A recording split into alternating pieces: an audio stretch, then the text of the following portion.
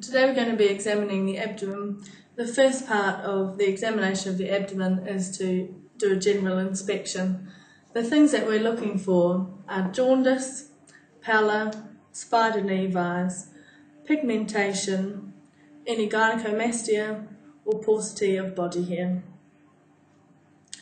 The next thing we do is move on to inspect the hands specifically. Please may I have a look at both of your hands. Good. We're looking for any clubbing or cyanosis, any Dupuytren's contractures, palmar erythema, or any other signs of liver disease. Can I ask you to extend your hands out for me and bring your hands back? Looking for a flap.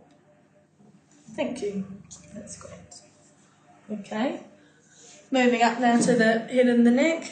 Going to look at the eyes. First of all, could you look up for me? Looking in the gutters for any pallor, looking for icterus, the jaundice of the sclera, and any xanthelasma. Could you open your mouth for me? Looking again for central cyanosis, any ulcers, abnormal pigmentations, or other signs in the mouth. Okay.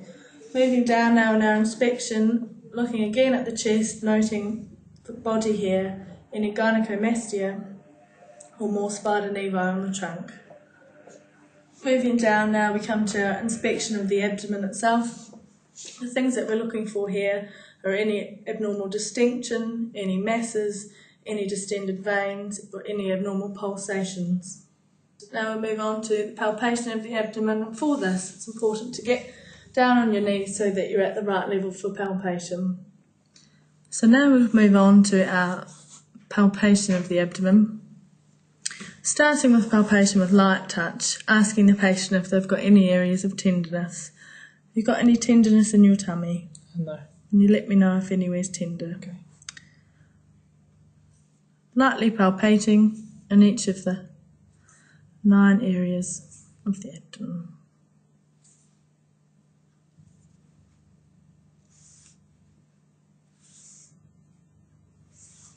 Now to move on to our deep palpation, we'll firstly be palpating for the liver, starting in the right iliac fossa. Could you take a deep breath in and out for me, please?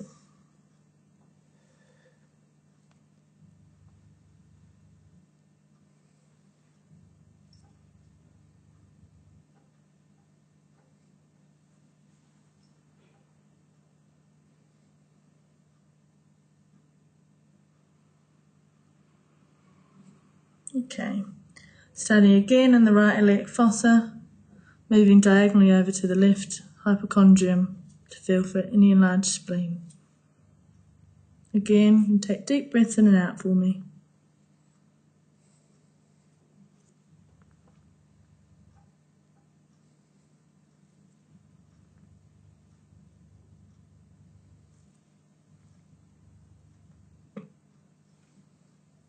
Good. Next we move on to palpating for the kidneys. If I could just move your arm. You need to get one arm underneath the patient, one hand on top, and you gently try to ballot the kidneys upwards and feel between your hands for any enlargement. And again, over to the other side.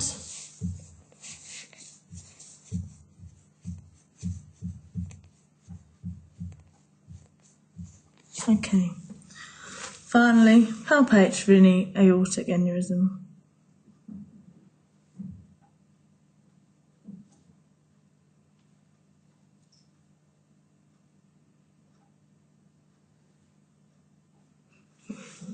Next, moving on to percussion. Firstly, trying to percuss out the liver, starting from well below, and noting where the bottom edge of the liver is. And percussing down to the top edge of the liver, making a note of the size. We percuss again over the left hypochondrium. Finally, percuss for shifting dullness. Percussing in the flank, the note of which should be resonant, If there's any dullness in the flank, ask the patient to roll over on the left-hand side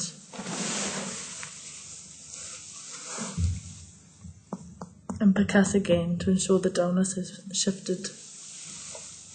Right, finally we auscultate the abdomen.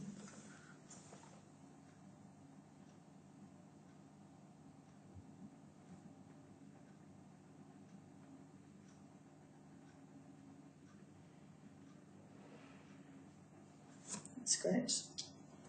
Now we can ask a patient to sit forward. Would you mind to sit up for me? With the patient sitting forward, inspect the back for any renal scars and auscultate for any renal bruits.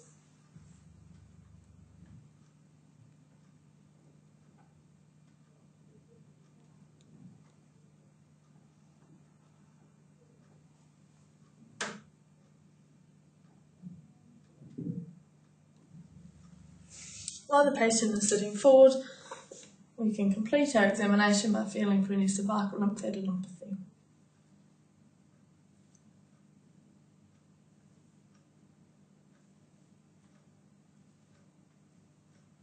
That's good.